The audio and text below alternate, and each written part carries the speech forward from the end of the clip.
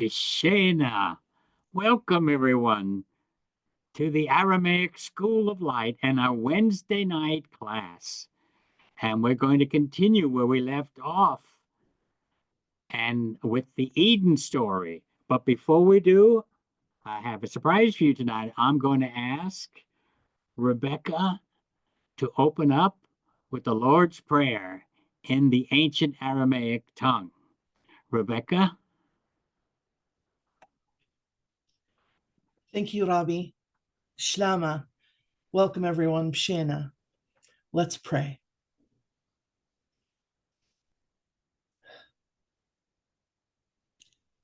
Avon b'shmeya nithqada shemach.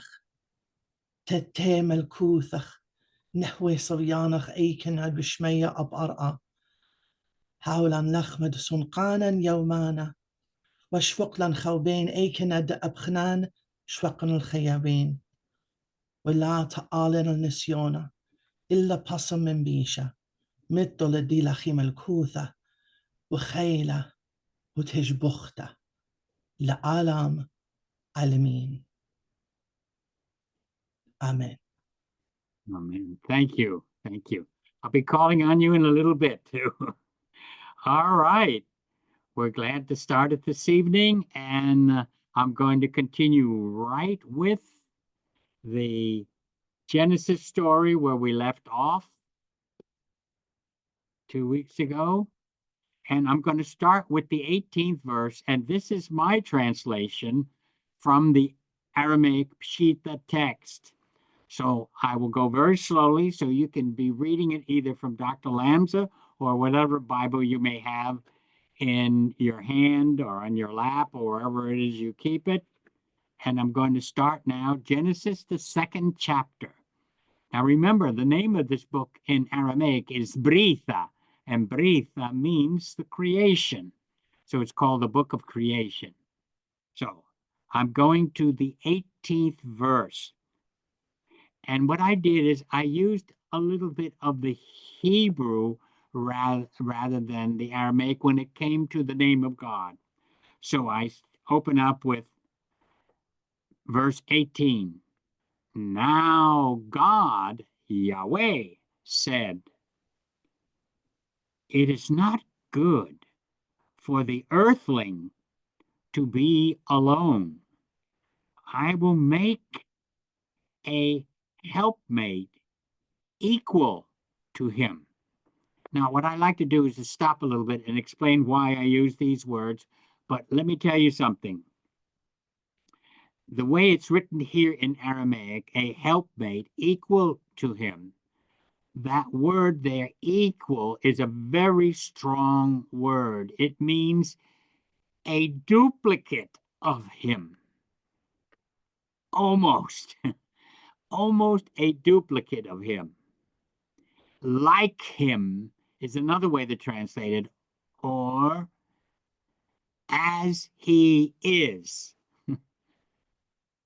That's what it is in the Aramaic. It's a very strong word. It means a literal part of you, because, you know, that is exactly, and it's always hard to get the Semitic language and the full impact of its meaning when you bring it into English or any other language. It means a literal part of, a true, complete part of something, and not just a one little thing, okay? Not just a rib, which we're going to get to in a minute. All right. 19, verse 19. And from the ground, God, Yahweh, formed every wild animal and all the birds of the sky and brought them to the earthling. Now, there's a reason why I translate the word Adam, which means the rich surface, red earth, the soil rich, and literally in the Hebrew, you know, it uses the word dust for Adam, but it's more than dust. It's the rich clod of clay that's red and it's an oxide, and the rich soil on the top. So you have to get how it's, and there's a reason why I did it as earthling, and I didn't say man or Adam, because the minute I say Adam, people are going to think of just man. But here you have to realize that what has been translated as Adam, this rich top soil, red earth, because it comes from the, you see, when you're reading Hebrew or you're reading the Aramaic,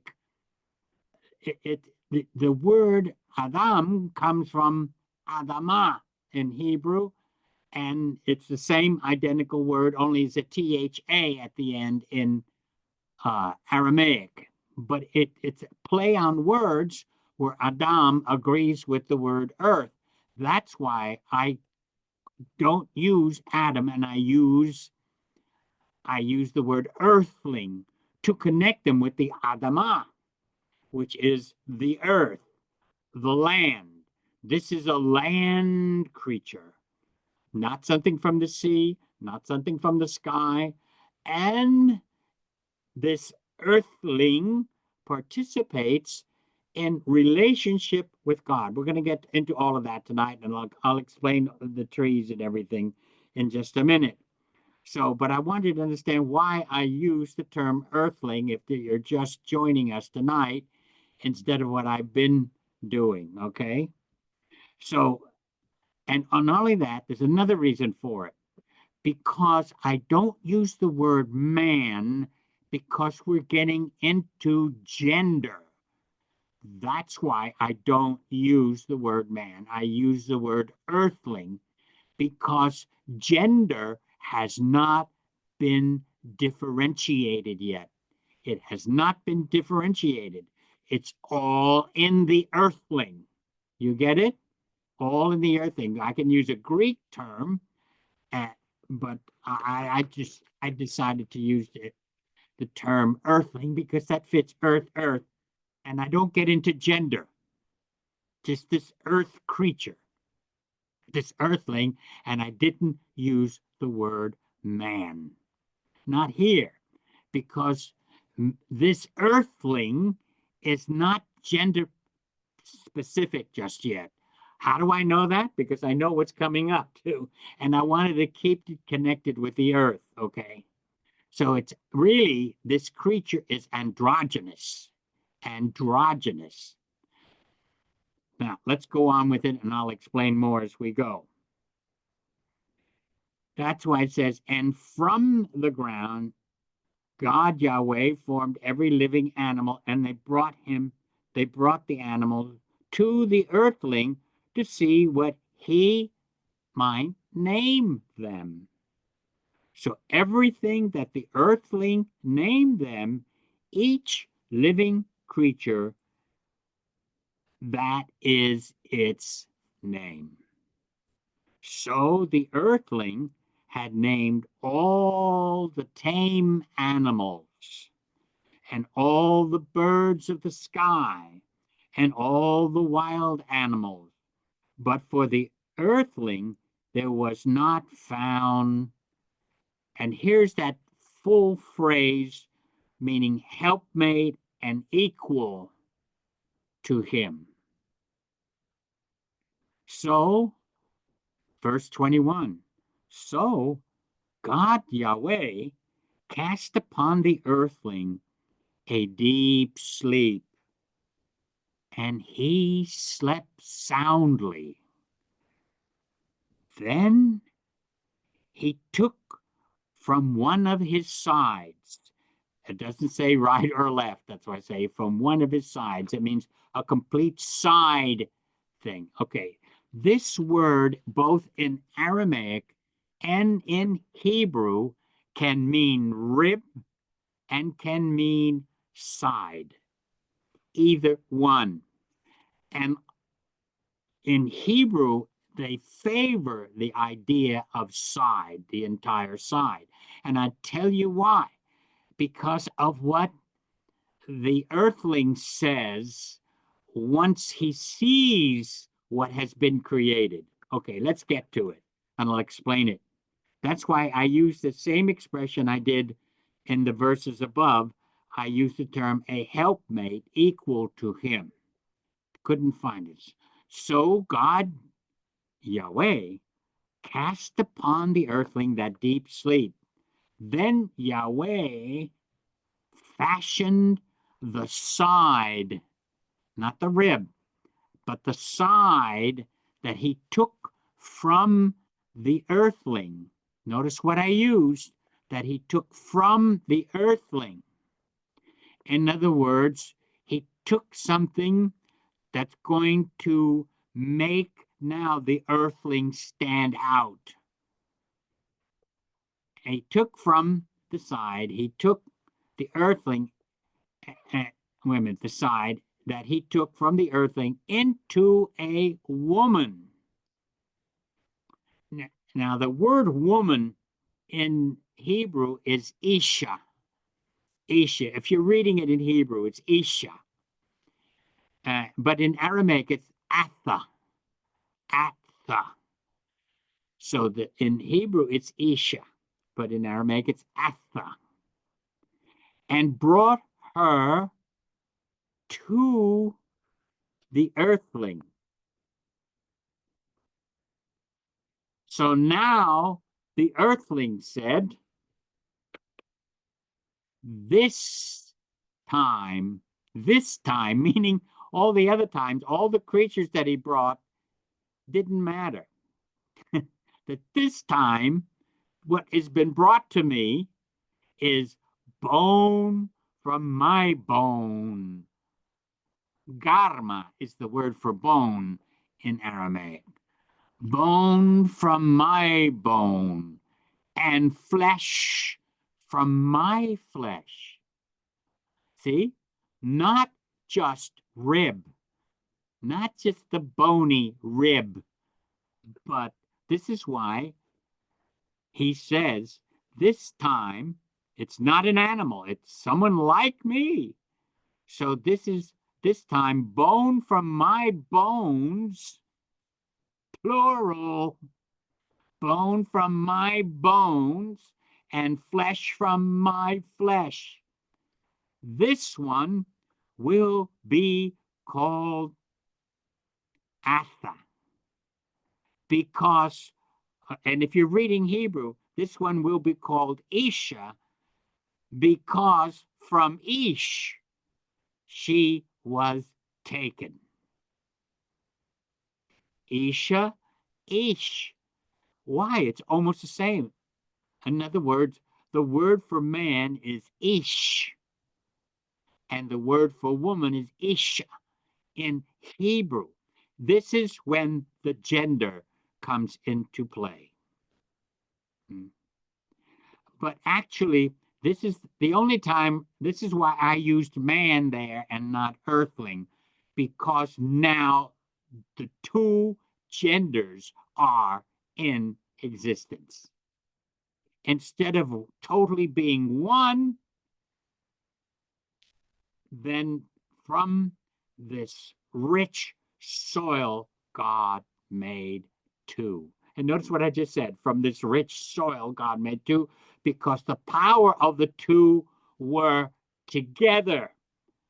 And now a separation has occurred, a differentiation, more than a separation, a differentiation occurred, and now there is Ish and Isha.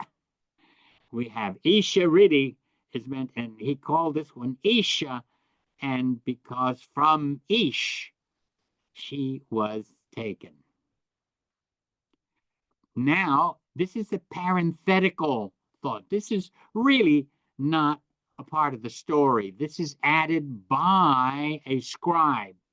And if you're reading the way I translated, I put it in parentheses. Verse 24, I put in parentheses. Because of this, because of what we've just learned, because of this, a man will leave his father and his mother and be joined to his wife, and they will become one flesh, because now a new family is formed. And becoming one flesh means they are now rejoined. The differentiation will now become rejoined. So the two of them were naked. Adam, or the man, and his woman. I can use Adam there. And his woman, because the differentiation has taken place. And they were naked and not ashamed. In other words, they saw the beauty in their body and they saw nothing that would give them a negative feeling at all. Now, there's two thoughts with this verse 25. Some believe that they went ahead and had relationship. I'm talking about people who interpret, that is, your scholars and stuff, interpreted to mean that. However, among the Jewish writers, they don't believe they actually had any relationship, no relationship, until they were put out of the garden. Because that's when it actually uses the word, and Adam knew his wife Eve. That means to search her body, to become intimate, physically. So there's a discrepancy over that. But the thing is, when we get to I'm going to go back to the tree of the knowledge of good and evil. So what the second chapter closes with is on a positive note, so that the two of them were naked, the man and his woman, and not ashamed. Not ashamed. So that was how they closed out the second chapter. But it's really, it was all one flowing story. And we'll get to that. I'm going to go back now into the second chapter, and we're going to talk about, because I didn't do it in the last class I had, we're going to talk about the knowledge, the tree of the knowledge of good and bad, or proper and improper, or you can use different terms there. You don't have to use good and evil. The word that's used there is the word ra in Hebrew, but it's bish in Aramaic, and you have to realize that this was a poetic way of speaking in Semitic languages. If I say sky, then the next thing I would say is earth.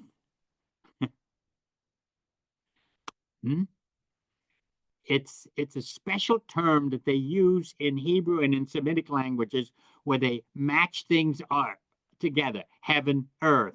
That's why he's called the Lord God of heaven and earth. Always two together, two together, two together. And that's why with good, you have something that's not so good. So that's why I like to use the word.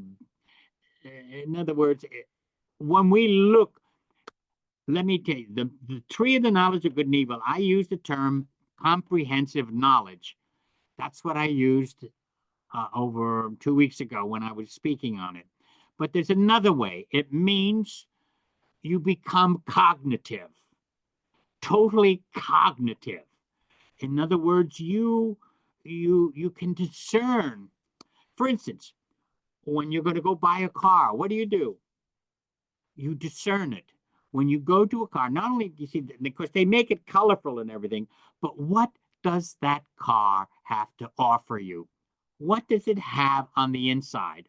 Some things will be good and some things won't be so good. Or let's say you're going to go buy a house.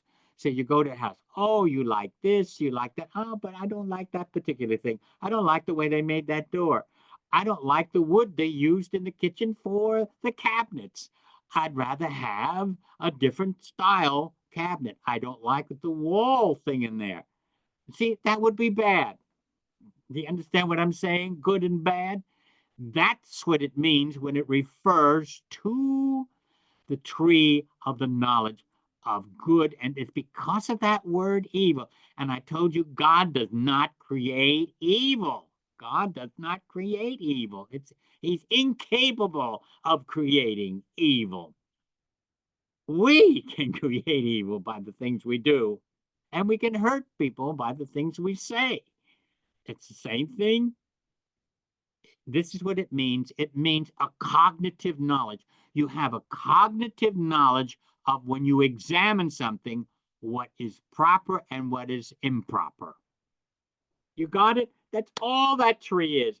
And when they tried to make it sex, that eating of that tree, it's not true. It is not true at all.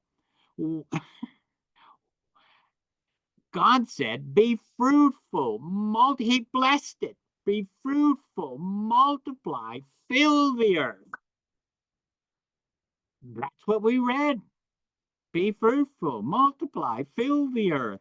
And that's the only way you can do it. So how could it be an evil? How could it bring evil? And that's the only way we can populate. It's the only way we can populate. There's no other way to populate. It has to come that way. And so, how could it be the sin? How could it be a sin? And yet, people talk about relationship. I remember my grandmother talking about it. And even having children is a curse in the sense of the pain and everything you go through, because again, they misunderstand the Genesis story. And they misunderstand the whole thing. It always appears as if man is first and woman is a secondary notion of God. In other words, God didn't think about it from the beginning. And that's not true, because the earthling was male and female. The earthling was androgynous. So he decided to separate, differentiate between them. And as a result, they would come together to produce, to have children. And children in the Bible is called a blessing from the Lord. And they always bless the woman. May you be a mother of many. Of course, in the Near Eastern expression, when both her brother, Rebecca's brother, and her mother, they were blessing Rebecca. And they said to Rebecca, may you be the mother of thousands, millions. That's, of course, they're going to exaggerate it to the farthest point that they can be. We wouldn't consider that a blessing today. May you be the mother of 1,000,000, but they did. Because all the wife of Abraham, the wife of Isaac, the wife of Jacob, they became the mother of millions. They did. They did. But spiritually, you see. But physically, you always bless, and you always bless with, you just don't say, oh, may you be the mother of a few, or so may you be the mother of many, as many as she, can. And what would be better than a mother of millions or thousands? So that's the way of saying how to have many, many children. That's how they talk in the East. So having children was a blessing, not a curse. We're going to get into what the whole thing is. You have to realize that when you're reading the Eden story, when was it written? It was written as an explanation to the spiritual understanding of humanity, that humanity is a spiritual being coming from what we call God in English, but from Allah or Elohim, either way. In Aramaic, how you say Elohim in Aramaic? Elohim. Elohim in Aramaic. When you're reading the book of Job in Aramaic, it'll say Elohim. But here they're using YHWH, and they didn't translate it, but I went ahead and did it and used what the scholars use for Yahweh. But it's really, the word for God is Elohim or Elohim, and in Aramaic it's Allah. coming from the same root, the self-existent, the self-existent. Okay, the actual name was YHWH, and in Aramaic they use Maria. They just use the Yah at the end, and Lord Yah is the way they would do it in Aramaic. When we say Maria, we're saying the highest Lord ever. And that's why it's Maria, Lord Yah, instead of Yahweh. Or you can translate it simply as Lord. Okay.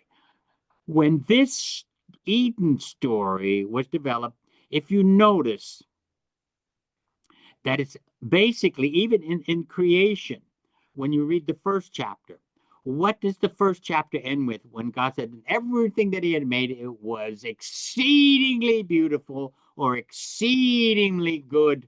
I like the word beautiful, shapira, in Aramaic that's used, but it also means good. If you're going to use shapir, it means good also. Pleasant.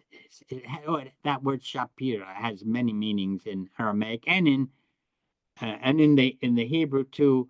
The word tov has different meanings, which is usually translated as good. But that's why in Aramaic they used shapir and shapira for that Hebrew word tov. But what we got to get at here is the idea of God providing food. That's why it is so prevalent. The last thing you read in the end of the first chapter is food. And what was it mostly? It was mostly what's grown in the ground and trees, the fruit trees and all that. And that's why when we come to the second story now, you have to realize that nothing had sprouted yet. Yet before God created man, according to the story, now I'm going by the story, according to what God had done, he had already created a park before he created the human being. That's why I translated the word as formally. Verse 8, now formerly God Yahweh had planted a garden paradise in Eden. So he put the earthling there whom he had fashioned or formed or created. Well, it's not really the word created. It means literally to fashion or form, because God was acting as a potter. And so the potter was shaping everything. This is a story, folks. This is a story. And it fit ancient Near Eastern sense of story. That's why. And people want to fight over this and or even take it literally. Come on now, you can't take all of this literally. You have to understand it's a story. And we're going to go on to see more. And then created the trees, the two trees in the center of the garden, of the park, because the best trees were always planted in the very center, always. So people wouldn't pick at it, but only for the fruits and stuff that it would produce. And only those who lived there would have access to that. But the tree of life was okay. And the tree of knowledge, which means the cognitive ability. The tree of life is, I'm going to give you the meanings of it here. The tree of life here, which refers to human beings. Human beings. And the cognitive issue of man was not awakened in the earthling yet. It had not awakened yet in the earthling. Notice what I'm using. Well, if I use the word Adam, you can think man, and I'm not saying that. In the earthling. And even in fully in the woman. But there was something different about the woman. Very different. We're going to get into that in a minute or so. So it says in the earthling, and we know as a matter of fact that we are a woman, a man, a physical gendered man in the womb of a woman is always a woman first before it becomes a man. We know this through physiology. We know this through the study of what takes place in the womb. And what was hidden in the woman is now brought out in the man.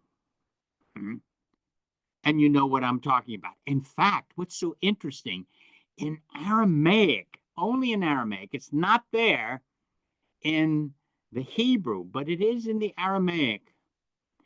And what it does, when it gives you the name male, female, made he, them, when it refers to humanity and it mentions the genders, male, female, made he, them, male, female, the actual words there actually refers to the male and female genitalia, the shapes of them.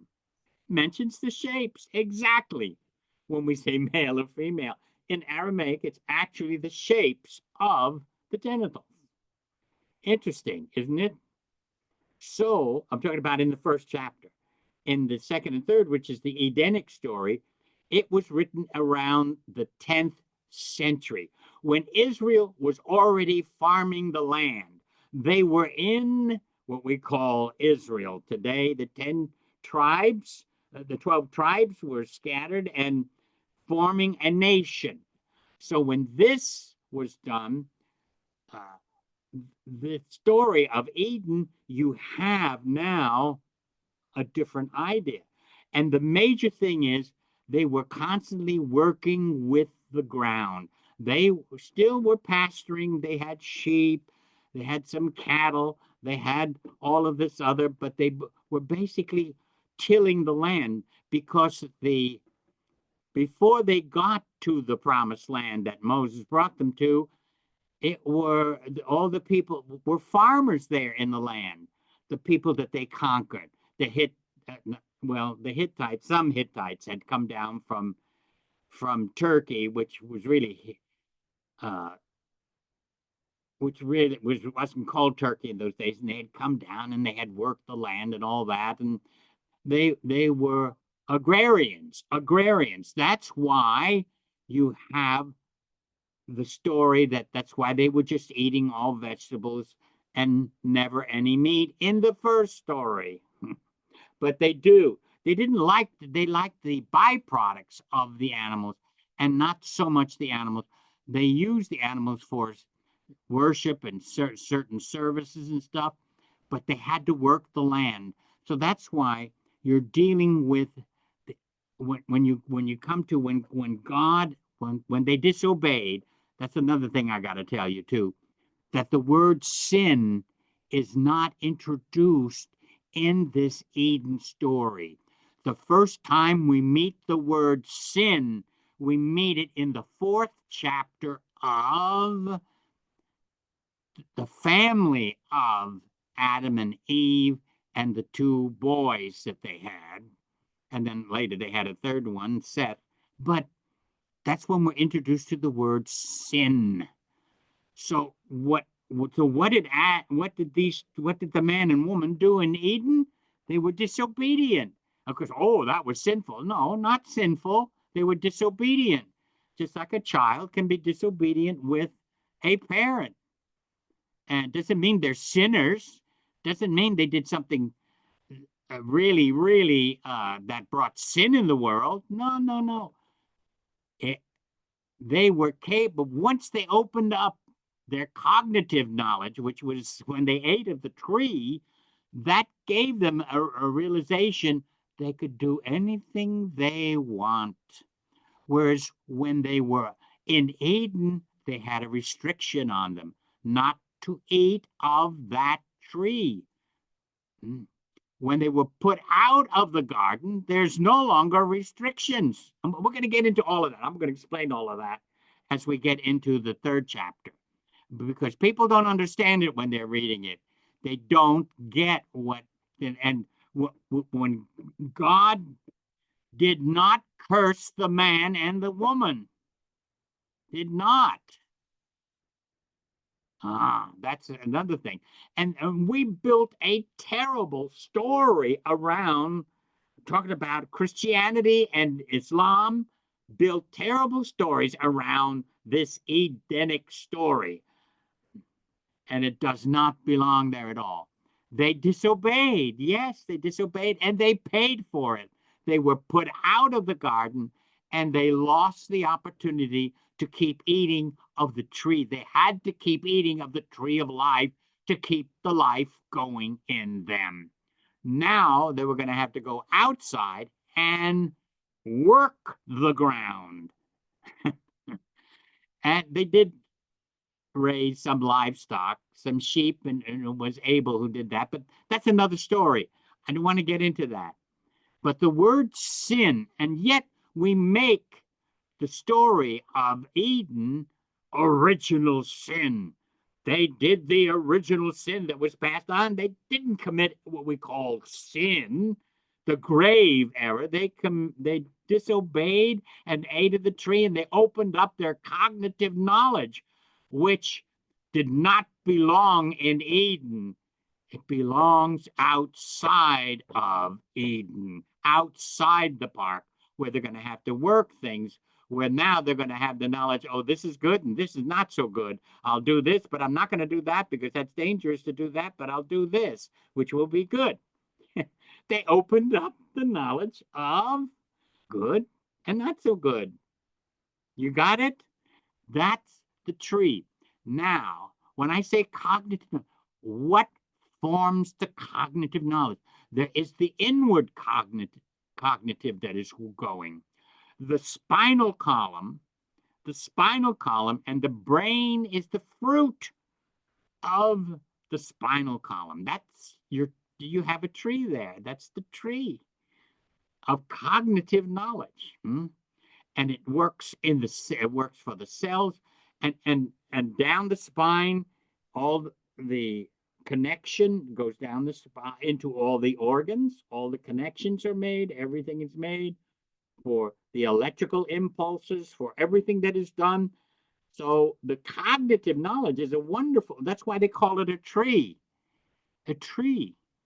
And because if you were to pull the whole thing out, you would have the brain stem, you would have the brain, all of that. This is the physical picture of the tree of the knowledge of good and not so good.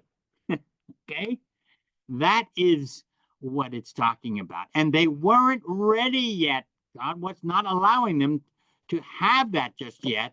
They had to understand about the land and what to do, all that, what they were learning in Eden, to care for it, because he was the caretaker. The earthling was the caretaker. And now that he had a helpmate with him, she partook. Everything he did, she did also. They worked together.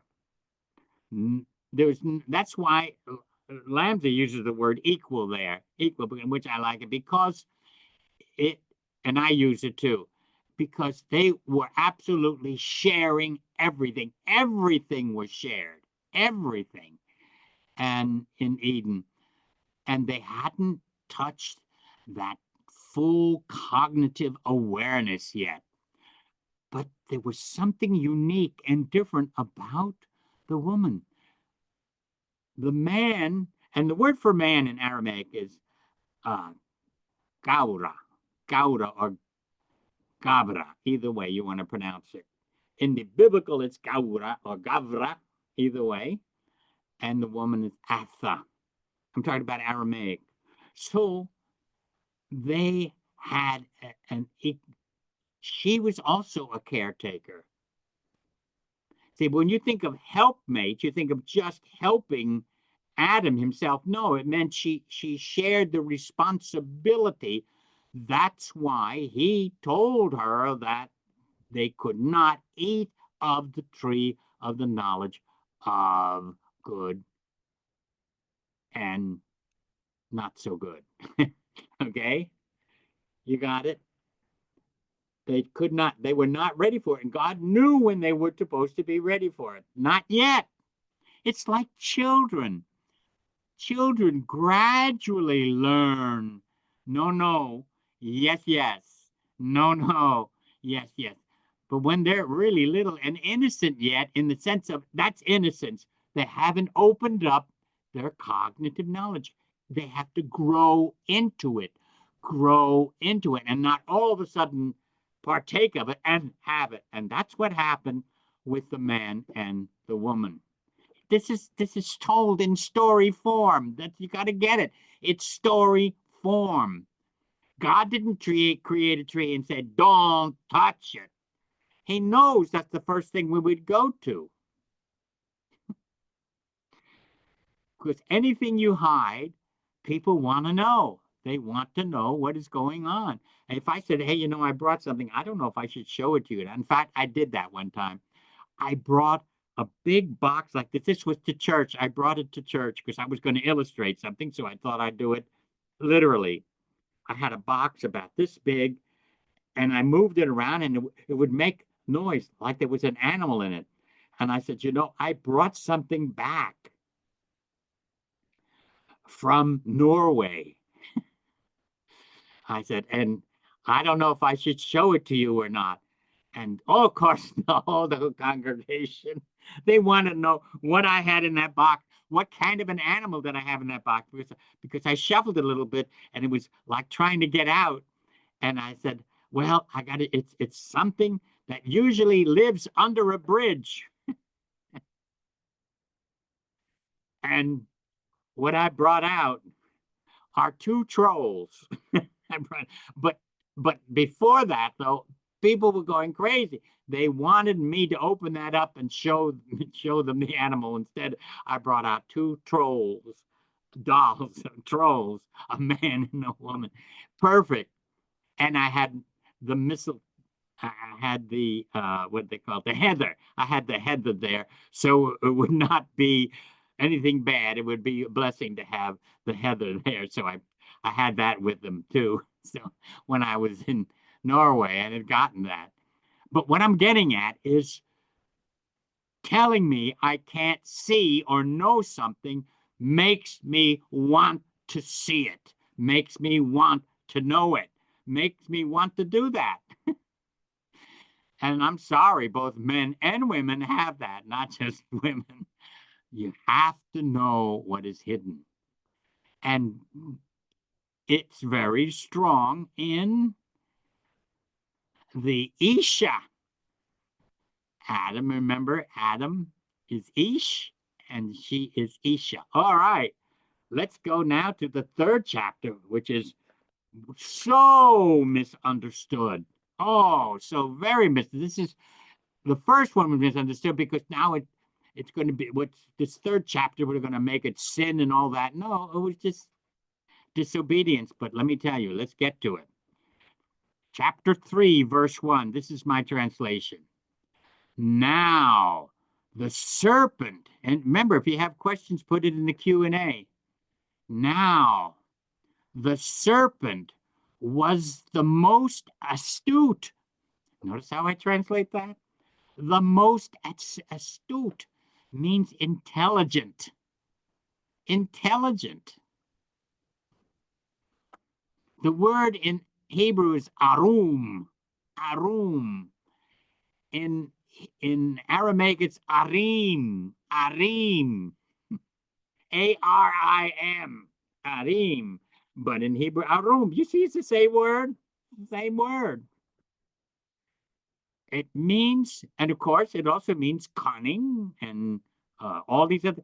This is the trouble with the ancient languages. It always has all these other meanings with it.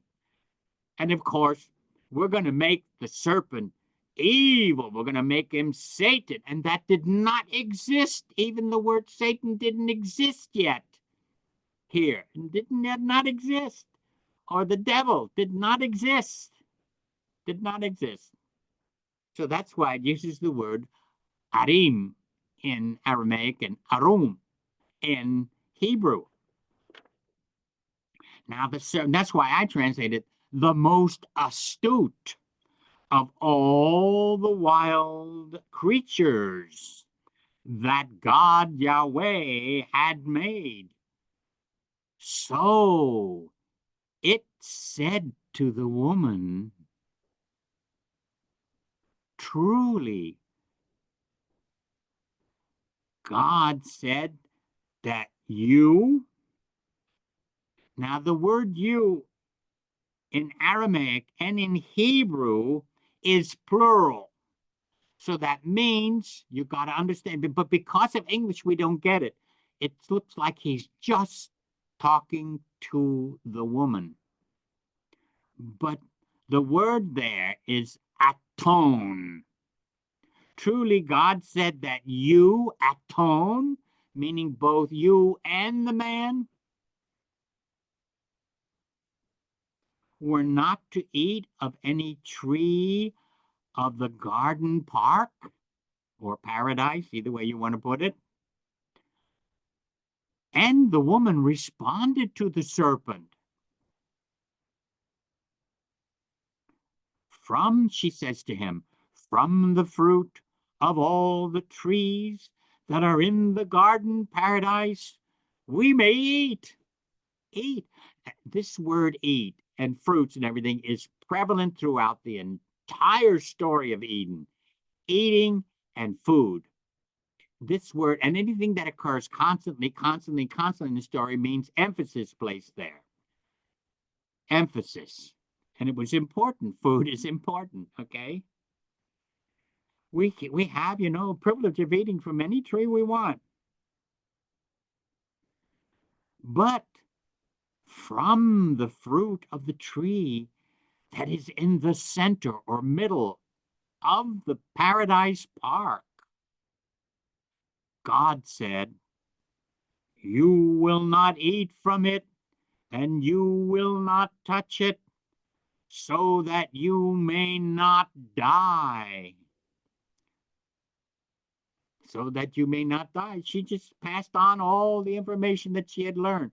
She is the only one that's talking with the astute serpent, the intelligent serpent. So the serpent's not going to lie to her. He's going to tell her something that God was keeping hidden. Then the serpent said to the woman, now, see, it's no longer to the both of them. He's talking directly to the woman. The woman's talking directly to the serpent. The man did not respond. He didn't know what to do. What it's showing you, remember, woman in scripture is symbolic of wisdom. It means wisdom. So she was smart enough to be able to talk to this astute serpent. And this serpent's quite talkative. This is just like what we call Aesop's fables. And you know where Aesop's fables come from? From the Middle East, comes from the Near East, comes from the Near East. That's where they had all these kind of stories. The Greeks borrowed them, took them, and I have the history books that teach it. I'm not making this up. The history books, I have it right there on that shelf over there. And talking about how everything the Greeks took from the Near Eastern people, from Mesopotamia, they were like a conveyor belt carrying all the different things from Babylon and from all these other places, from the Chaldeans, from the Assyrians, all that, and they carried it into Greece. Oh, that would be, we think everything was Greek, when the Greeks all got it from ancient Mesopotamia and all the different people that lived in ancient Mesopotamia. People don't study history. That's why. And they don't even teach it in the schools. And then they're even trying to destroy our own history in America with their stupid teachings that they're doing in the schools. But now, if you learn all of history, learn how much we share. The Greeks were the conveyors of all the different things that came out of the East. So what we call Aesop's fables, really, we think they were Greek stories, but they weren't. They came from the Near East. They had those stories. And that's why the serpent is talking here. That's why he's so yakkative. Can you imagine that slithering tongue serpent carrying on a conversation? Of course, only in the Near East would you have this. And you also have donkeys that talk and donkeys that can see visions. Did you know that's in the Bible too? Donkeys can talk and also see visions. because the donkey saw the angel with a drawn sword, and Balaam was going to go straight into it, and the prophet, and the donkey stopped and went to the side of the road and hurt Balaam and all that, and he got so mad, and then the donkey talks back to Balaam. Oh, come on now. You got to realize that you have to understand what you're dealing with when you're reading some of these things in the scripture. Same thing with the serpent. And it's not Satan, even though the Christian and Islamic people make it Satan. It's not Satan. It's just a talking animal, just like when you're reading Aesop's fables. So the animal is talking here, the serpent's talking. So what is the serpent saying? So he says, what? Then the serpent said to the woman, especially when she said, we shall die, you certainly will not die. That is the lie. That is the lie. Because they would lose access to the tree of life, which gave them life and benefited, health benefits and everything from that particular tree. They would lose a guidance in life, and they would be subject to death. That's the lie. You want to know what the lie was in the serpent? That's it right there. What he told her, though, in the beginning was not a lie. But here it is. You certainly will not die. Well, not immediately, but you will. Because God knows. Now see, it's always half lie, half truth. Because God knows that in the day that you eat from it, your eyes will be open. In other words, full cognitive knowledge would hit you all at once. And you will be like God, perceiving what is good and not so good. And how you can improve on something that's not so good and make it good. And also how you can do something not so good, or take something good and make it bad, okay? So that people don't know how to read this right. And if it's reading it in the original languages that give you a broader understanding. It's bringing it into English that we judge it according to what we've learned and all the interpretations that have been built on it. There is no such thing as original sin. No such thing. The originator of sin, and he did it in the family, was Cain. Cain was the one who did that. The firstborn boy, which means the word Cain in Aramaic and in Hebrew means a gain, something you're going to gain. But instead they lost, and he lost too. Well, but I'm not going to be teaching that. I'm going to be teaching this here. Now, she said, oh, you see, the woman understood what the serpent was saying. She's thinking about it. She's thinking about it. Now, when the woman saw that the tree was good for eating and pleasurable to the eyes, and that the tree was delightful to look at. That's a double meaning. Note in Aramaic and in Hebrew, the double meanings are very strong. It means emphasis. In other words, it says the woman saw that the tree was good. That's the first, got it. It was good for eating and pleasurable to the eyes. There's a repetition. It says, and the woman saw with her eyes, and pleasurable to the eyes. Then it's going to repeat it again. And that the tree was delightful to look at. Look at, eyes, woman saw. It's 3 times. Why? That's for the emphasis. Means she was totally engrossed by this tree. It beamed to her. It spoke to her. It was wisdom. The little wisdom she had, she knew she could increase her wisdom by getting this comprehensive knowledge. But this would still be a disobedience. The basis of it would be a disobedience to God, because God was not ready for them to eat of that tree. That's all. That's all. It's like with a child with fire, right?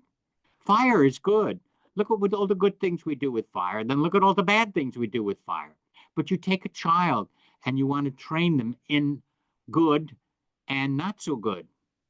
All right. If you want to get close to the fire to get warm, good, good. But don't put your hand in the fire. You put your hand in the fire, you'll burn your hand. Bad, bad. That's a cognitive, comprehensive knowing, knowledge. Hmm?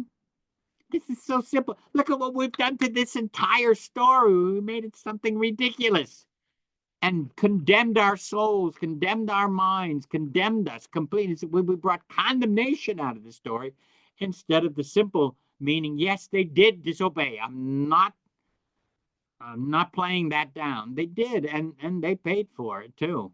The consequence of the disobedience, they paid for. But real sin is what Cain did. And that's when the word is used. Sin is used.